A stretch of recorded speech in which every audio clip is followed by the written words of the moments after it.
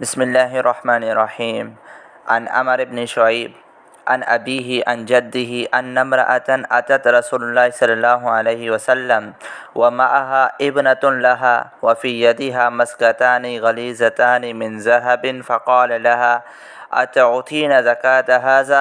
قالت لا. قال افيسرك ان يصورك الله بهما يوم القيامة سوارين من نار؟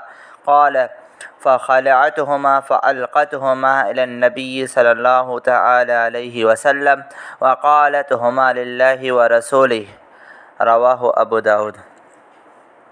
ترجمہ: حضرت عمر بن شعیب اپنے والد اور دادا کے واسطے سے نقل فرماتے ہیں کہ ایک عورت رسول اکرم صلی اللہ علیہ وسلم کی خدمت میں آئی۔ اس کے ساتھ ساتھ اس کی ایک لڑکی تھی جس کے ہاتھ میں سونے کے دو موٹے موٹے کنگن تھے۔ حضرت صلی اللہ علیہ وسلم نے اس عورت سے دریافت فرمایا کہ تم اس زیور کی زکوٰۃ ادا کرتی ہو؟ عرض کیا نہیں۔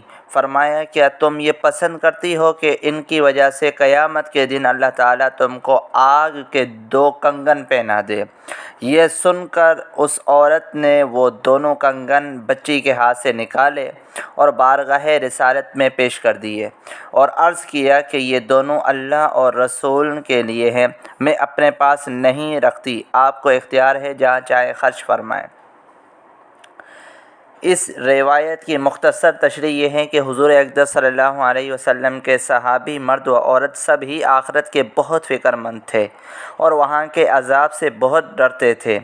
دیکھا ایک صحابی رضی اللہ تعالیٰ عنہ عورت نے دوزخ کی بات سن کر دونوں کنگن خیرات کر دیے اور حضرت صلی اللہ علیہ وسلم کے حوالے کر دیے کہ جہاں چاہیں راہ اللہ میں خرچ فرمائیں۔